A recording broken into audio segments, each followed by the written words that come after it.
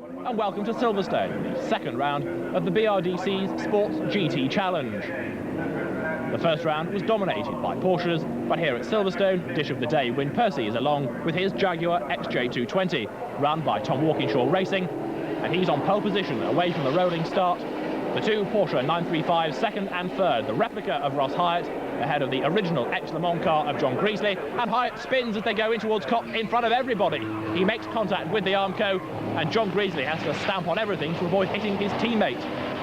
Ross Hyatt then trying to rejoin at the back of the field, on board with Jonathan Baker, having a very busy afternoon with his escort Cosworth. Win Percy though in the lead and pulling away all the time.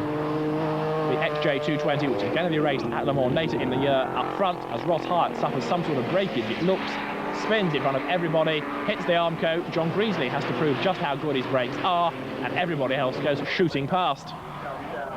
So Win Percy down the hanger straight into Stowe Corner, pulling away from the rest of the field. A very well-developed Jaguar this, and the rest of the cars not quite, with all due respect to them, as professional. So Win Percy, the former British touring car champion, 3 times a winner of that championship, is up front and pulling away corner by corner. This is Club, accelerating through the long right-hander, carefully feeding in the power, making sure the car doesn't step out of line. And Percy now accelerates up towards Abbey. On board with Jonathan Baker. He's up behind Charlie, curb-hopping Cox as he comes now through Club. A very slow Porsche, that is Steve O'Rourke, retiring. He is the man that manages Pink Floyd, the rock band, when he's not racing Porsches. Up through the gears then goes Baker, still desperately chasing after Cox. There is O'Rourke's car pulling off on the inside. Past him now goes the Morgan of Malcolm Paul. Now what can Baker do about Charlie Cox? Almost identical, these escorts. Under the bridge they go, now up towards Priory. Baker will be hoping to get a little bit closer and brake later. This is his chance on the inside, and something breaks. He spins off, a wheel disappears off the car, and he gets pitched into the gravel bed. Out of the race then, Jonathan Baker, and out he gets and runs for dear life.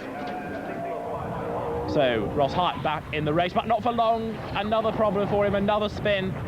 The car goes up the escape road, and I suspect that is the best place for it today. Gavin Mortimer though at Beckett's, and he's shredding a wheel as well. Off he goes, spins multiple times into the gravel trap, and that is the end of the electric guitar man.